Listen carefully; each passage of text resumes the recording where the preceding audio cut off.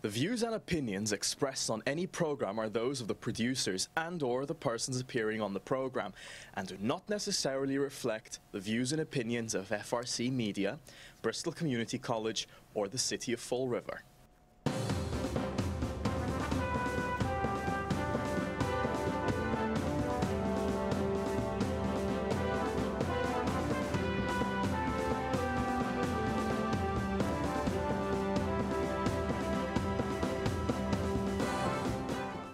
Well, hello, welcome to Spindle City Straight Talk. I'm Chip. And I'm CJ. And it's Hump Day, Wednesday, a day after a Chamber of Horrors City Clowncil meeting, which was pretty funny. I object! I object! I object.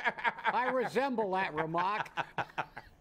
Yeah, well, it was a pretty good circus, but I don't know, maybe we should maybe we should lead off with the attorneys withdrawing from some of the mayor's attorneys have withdrawn because then again, you don't get freebies from hookers. You don't get freebies from lawyers either. At least good ones. So you don't get a freebie. So they're bailing. They're bailing as soon as they got the ruling that he can't use his defense fund unless he gets charged with something to do with him in a political arena.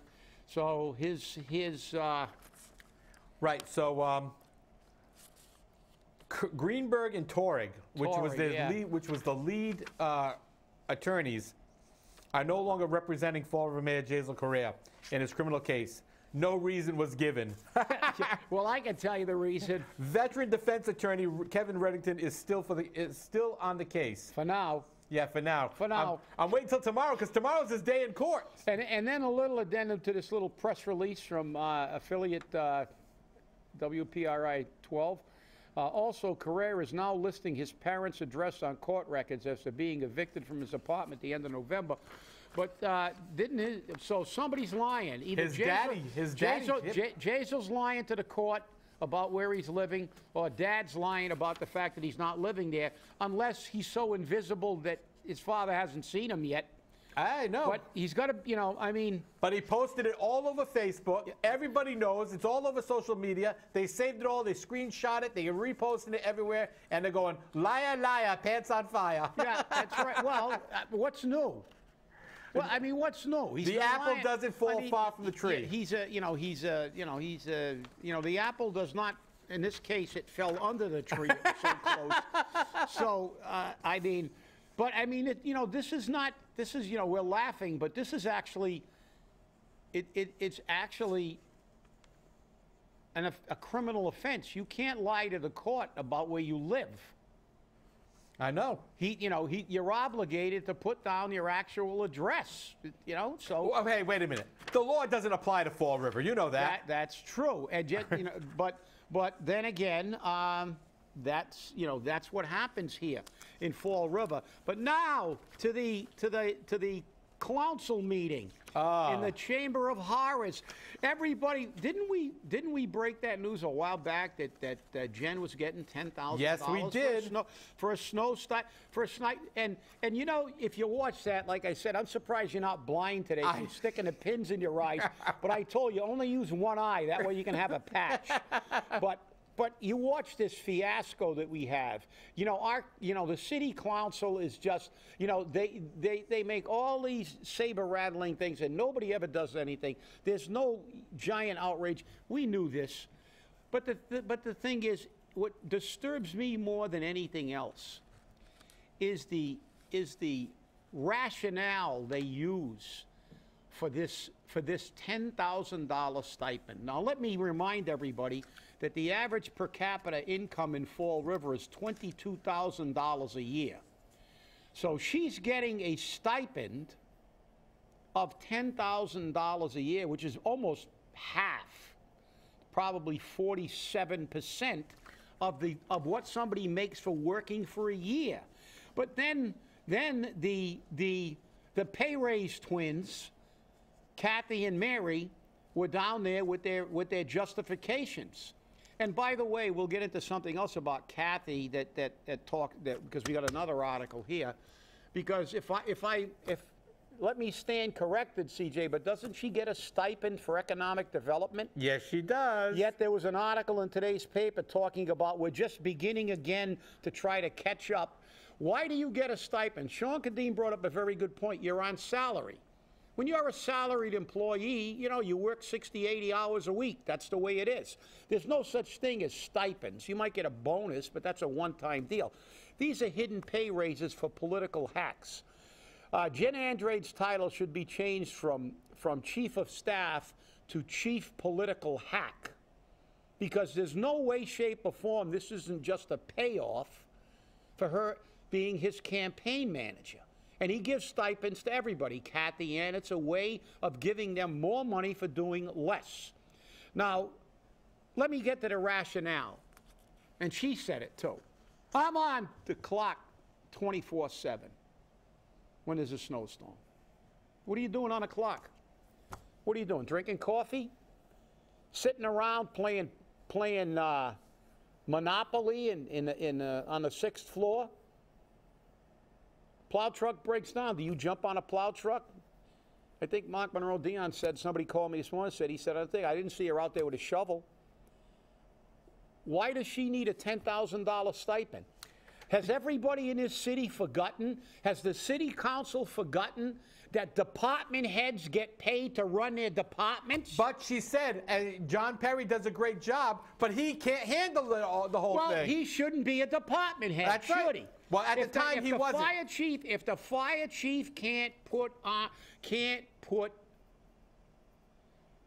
and run the fire department and put out fires, he shouldn't be the fire chief. If the police chief can't run the police department, he shouldn't be the police chief. Right. And if the DPW can't handle, they got the department head. He's got an assistant.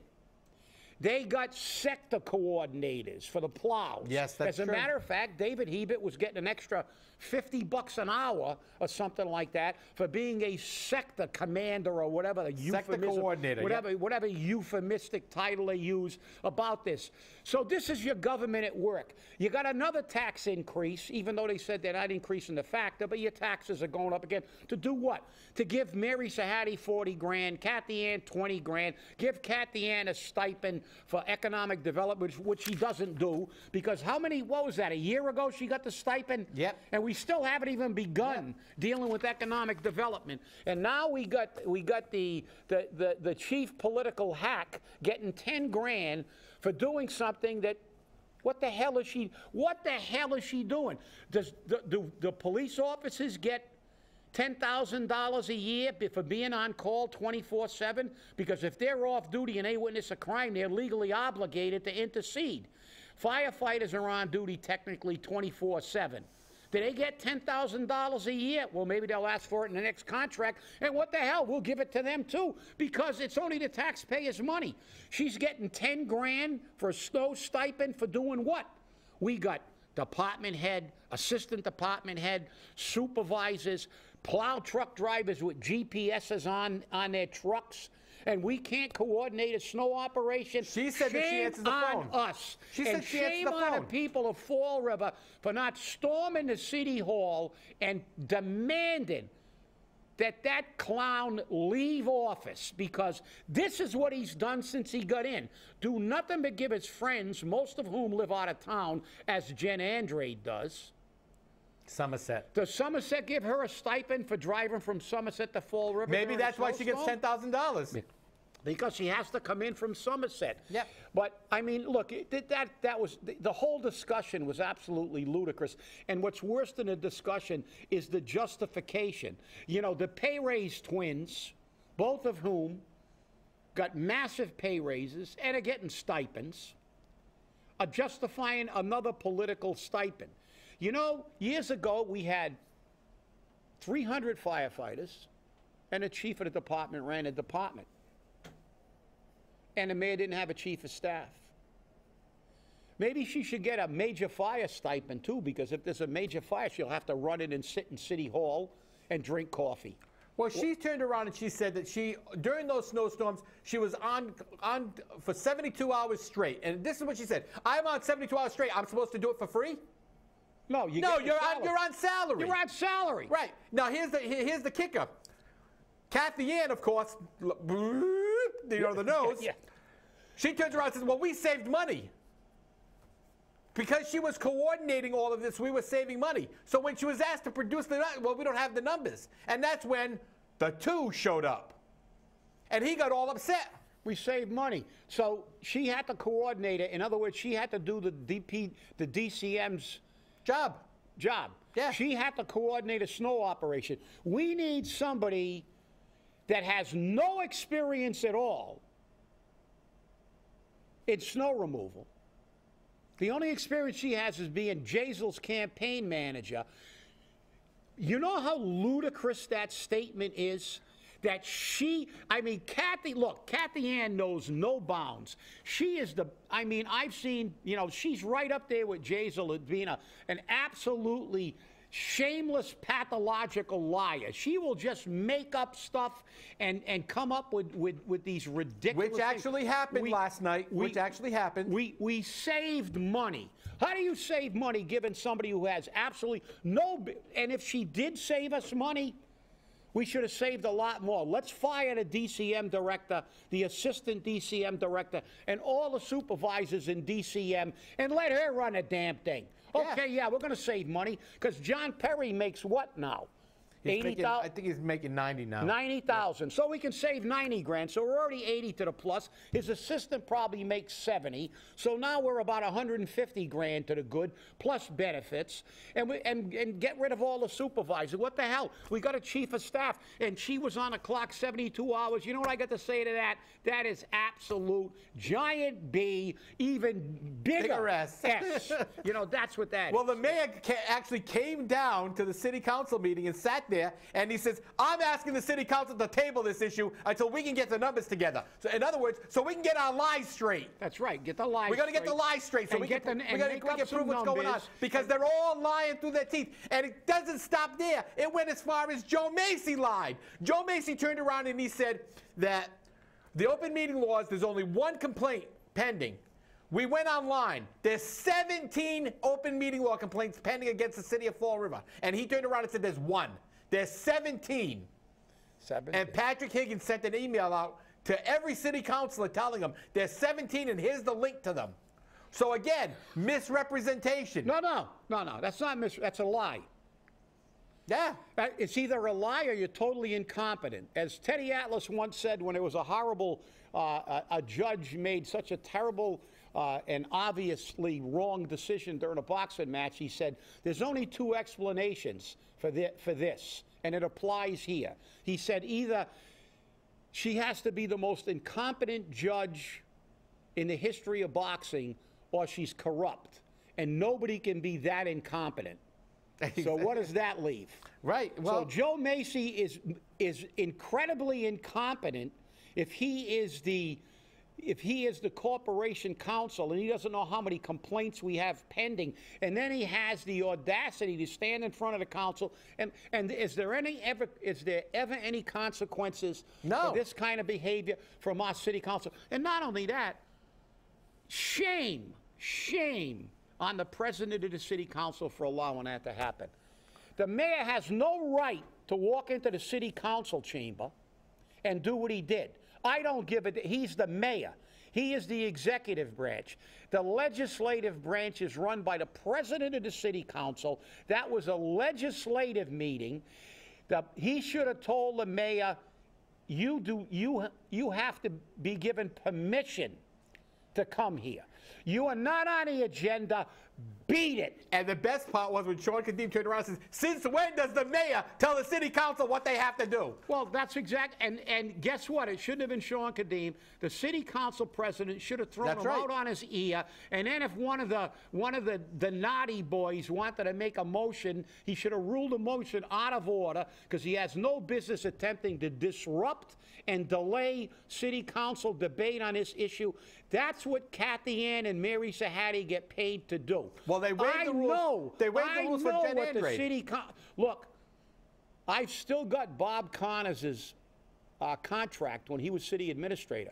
The city administrator in the contract is told to be available at every city council meeting to answer these types of questions. And Mary Sahadi, I'm sure, has the same thing. That's why they're there all the time. Anytime there's a question, it's not the mayor's job. He came down to protect his unqualified city administrator and try to stop the debate on why she's getting this kind of money, because this speaks to a whole bunch of other. This is a symptom. This isn't the real problem. The real problem is this is a symptom. We have all these people making all this money, and none of them are doing their job, and they're all lying to the public, to the council. As I said, this is a symptom. At one time, we had 300 firefighters. We didn't have a city administrator. They didn't run the fire department. That's what a department gets paid to do. DCM had 4 times more people than they have today. We never had the mayor telling DCM how to remove snow, and if they didn't remove it properly, the head of at the time it was DPW, was in front of the city council getting grilled why he did not get the job done. This is the way it's supposed to do it. How many people are we going to pay? It's like the old joke. How many government officials did it take to screw in a light bulb?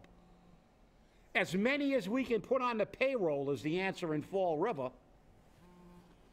It gets sad. It really does. It is. It's deplorable. It is. I mean, we've got all these people, and they're making these giant salaries, and it's like, why do we still have department heads? Apparently, they have no responsibility at all, because now it's Kathy Ann, Mary Sahadi, the chief of staff. Everybody runs their departments but them. Well, right. Why the hell pay them 6 figures? Well, and this is the big problem, because back when the first snow that Jen Andrade worked, which was this year, Jeff Little was our DCM director. And you remember Jeff Little, nowhere to be found. You know, he's getting a paycheck. Another unqualified, like the cemetery. Nowhere to be found. Let's bury somebody, and that is a hole. Stick him in it. He got a snow stipend, and he left. And he left in April. Yeah. So I don't know if you saw the writing on the wall or what, but this just keeps getting better and better. Yeah. And you know, for the mayor to turn around, and just so people know, it was Steve Long and Leo Pelletier who made the motion and seconded it to grant, to table this issue.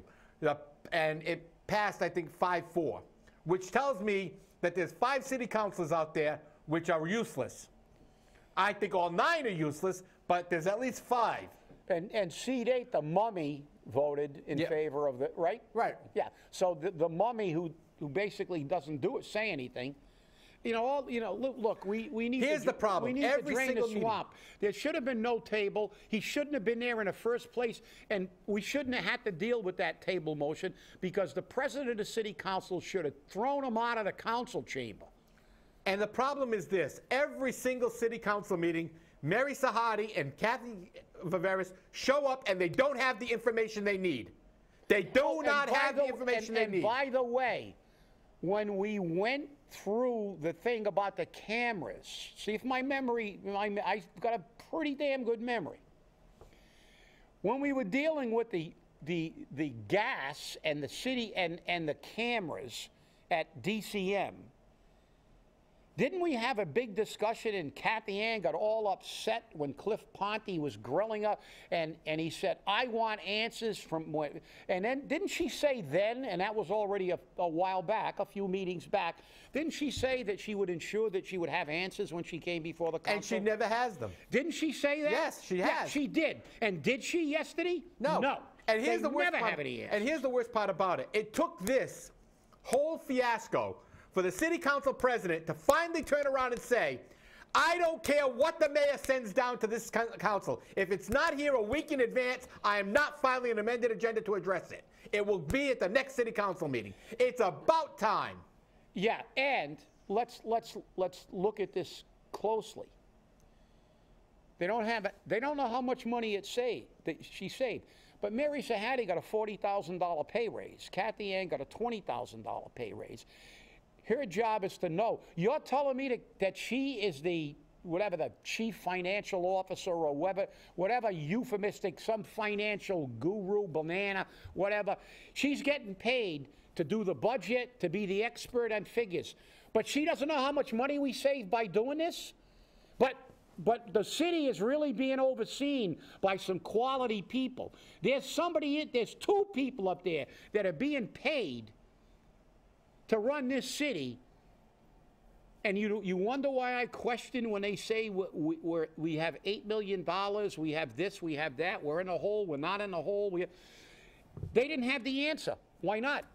If they were so sure that this stipend was justified, they should have been able to, that figure should have been right in Mary Sahadi's fingertips. This is why we saved the money. You can bet your bottom that when they want something, they'll go up there with a whole bunch of manufactured. Remember when we talked about the privatizing? They had all the numbers. None of them were right, but they had all kinds of numbers. How much money we're going to save by privatizing?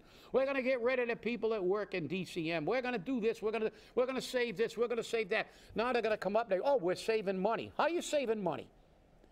You're saving money because the government Peter principle, that when a department head can't do his job, give him a pay raise, give him an assistant, and then give the city administrator and the chief financial officer a pay raise, and give the chief of staff a stipend. Can we give anybody else? Maybe, where's Faust working now? He works in CDA and minimum housing. Well, let's give him a stipend too. Yeah, he should get one. Because hey, Monica gets one. Let's give him a stipend because he's in charge of the snow removal on the sidewalks in front of the minimum housing. And Monica gets a stipend allegedly. Let's all get a stipend. Yeah, for working on storefronts. Does in the city. Taxpayer ever get a stipend or no, a TIF? No, we're paying the stipend. All we get is, bend over and grab your ankles. You're at the proctologist over here. That's what we get. But this whole thing, I mean, I'm glad it's finally coming to a head, but I don't think anything's going to happen because we've got 9 spineless city councilors. Nothing's going to happen. Well, actually 8, because Sean Kadim stood up, and Sean Kadim was the only one that objected to every single item on that agenda. That was after that was it. Boom, boom, boom. I object, I object, I object, I object, I object, I object, which means all of those items have to go onto the next city council meeting, which I believe is in 2019. Yeah. Which means that meeting is going to be even longer, and he's going to go, I object, I object, I object, I object, I object, and those will get carried over. Nothing's going to happen in this city because this mayor will not act like a mayor. He acts like a stubborn little brat. Well, and he should be spanked for it. Well, corporal punishment, please. They're going to come. They're going to send it. That's it. But he doesn't even know where he lives. How can he run the city? Well, this is the problem. He's not sure of where he lives. And the reality is, as I said, this gets back to the root cause. You try to walk into the middle of into Congress and start trying to gum up the works like he did and see if you get away with that. The President of the United States can't walk into Congress.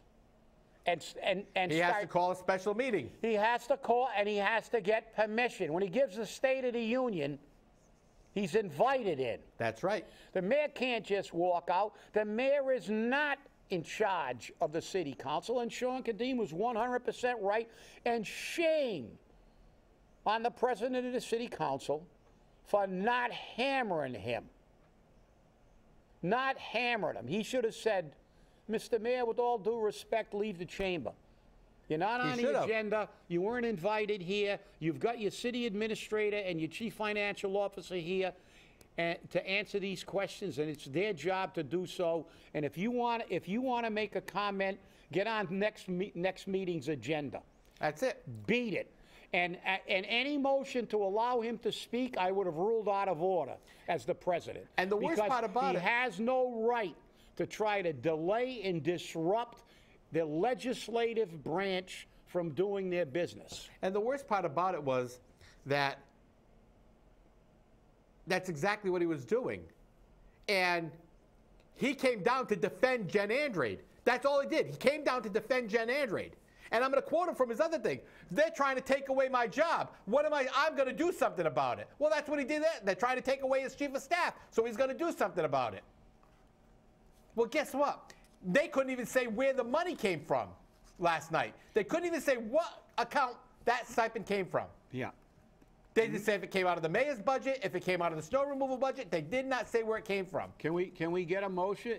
Can we get a resolution and a motion that anybody that gets a stipend has to move into the city and abide by the residency requirement? We already have a residency requirement that we don't even. It's like they get a stipend, so you know, the whole thing. Look, it just I just don't, you know, give my ire on the show. I actually texted Cliff Ponte yesterday, and I basically said what I said today, that the man had no right. He should have been removed. And I said, we're doing a disservice, another black eye for the city of Fall River, because when people from out of this community look at this circus that we call a government and watch this kind of stuff, no wonder they think Fall River is just another universe. They don't even. I don't even believe they think we're aliens down here. That nobody knows, you know, anything about government or how things are supposed to be run. That this place is so corrupt that, you know, everybody is corrupt down here. I mean, they look at what's going on with the mayor. They look at what's going on before with the gun on the dashboard. They look at all this. Then they look at a city council meeting and you got a mayor walking in. And then you got these clowns who all got political favors, or looking for jobs, and they just and the city council just kowtows. Everybody there that allowed this guy to say anything and allowed that and didn't rule that motion to table out of order because he shouldn't have been there making any. He's making a motion to make a motion. He's telling the council what to do, and the councilors did it. And those two councilors should be removed. I agree. And all of them, basically, as you said, we got a clean house. There are a couple. There's only a few councilors, but the problem is, even the ones who say something, they're alone. But when they say something, they never do anything. That's true. It is never attached to a consequence or holding anybody accountable. They will complain. They will rail against it. And then, as Terry Sullivan so aptly put it that night, you and I were sitting a row in front of him when he said, don't worry about it. Just keep your mouth shut, your head down, it'll blow over, they'll be on to something else in another month or two. And guess what? He was right then, and it's the same today. And you wonder why they do this stuff? You know why? Because they get away with it. And we let them get away with it. And we keep electing them. That's the problem. You get the government you deserve. You like Leo, he's a funny guy, he's a nice guy, but you vote for him for city council. You wanna go and have a burger with him, you wanna shoot craps with him at the casino, fine. But when you don't do the business of the people of Fall River, you don't belong there. It's a job. You don't hire an auto mechanic that can't fix your car. You don't go to a doctor that's got no fingers to operate on you. And I mean, I just don't get it. You know, I just can't. Well, you have to give Leo credit for one thing. Monty Ferris tried to donate a building to the city, 80 to 84 North Main Street, but it was going to cost us millions of dollars to fix. And he said very clearly, we can't afford it. And he got a leave to withdraw on it. So Leo did something good for the city. He saved us a couple of $1 million by not taking that building. And there was too many issues with it, including the sprinkler system and power and, you know, the elevator and everything wrong with it. But we're going to take it for free to get it off somebody else's back. I don't think so. Yeah, but when you're always a swing vote, and one of the swing votes for things that are detrimental to the city, as they are, there should have been no motion. You know, but look, we all know Steve Long is like, he's got strings attached to Jazel. Oh yeah, there's no question about it. You know, and you know, the negative they do far outweighs the positive, and they shouldn't be there. I agree. I agree. Drain the swamp, everybody, and we'll see you Friday with another episode of As the Circus Merry-Go-Round Goes Around. If you got a chance, watch that video. It's available online for that City Clowncil meeting. Have a great day. We'll see you Friday.